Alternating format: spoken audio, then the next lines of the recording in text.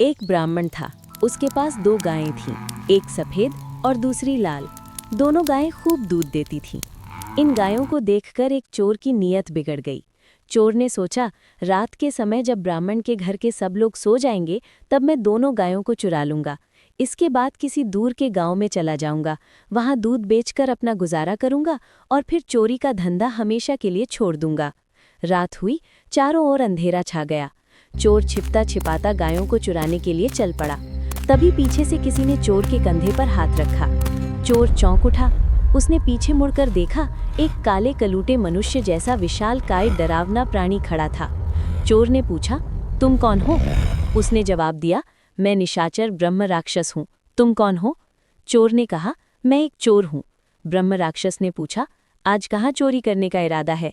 चोर ने ब्राह्मण के घर की ओर उंगली से इशारा करते हुए कहा, उस ब्राह्मण के पास जो दो गायें हैं, मैं उन्हें चुराने आया हूँ। ब्रह्म राक्षस बोला, आज मेरा इरादा उस ब्राह्मण को उठा ले जाने का है। फिर दोनों ब्राह्मण के घर के पास आकर छिपकर खड़े हो गए। वे ब्राह्मण के घर के सभी लोगों के सो जाने का इंतजार करने लगे। ब्राह्मण के घर में टिमटिमाता हुआ दीपक अब बिल्कुल धीमा पड़ गया।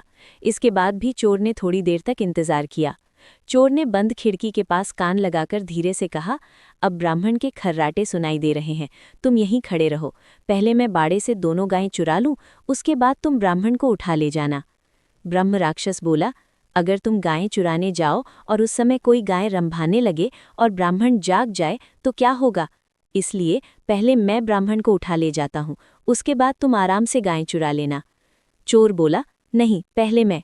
ब्रह्म राक्षस बोला, नहीं, पहले मैं। इसके बाद दोनों एक दूसरे पर गुस्सा हो गए। दोनों तू तू मैं करने लगे। गुस्से में उन्हें ये भी ध्यान नहीं रहा कि क्या बोलना चाहिए और क्या नहीं। चोर ने जोर से कहा, हे ब्राह्मण, जल्दी जागो, ये ब्रह्म राक्षस तुम्हें उठा ले जाने आया है। ब्रह्म राक्षस ने भी ऊंची आवाज में कहा, ब्राह्मण जागो, ये चोर तुम्हारी दोनों गायें चुनाने आया है। इतने में ब्राह्मण के घर के दीपक की लौ फिर तेज हो गई। घर का बच्चा जोर जोर से रोने लगा। चोर और ब्रह्म राक्षस दोनों डरकर भाग गए और अंधेरे में कहीं गायब हो गए।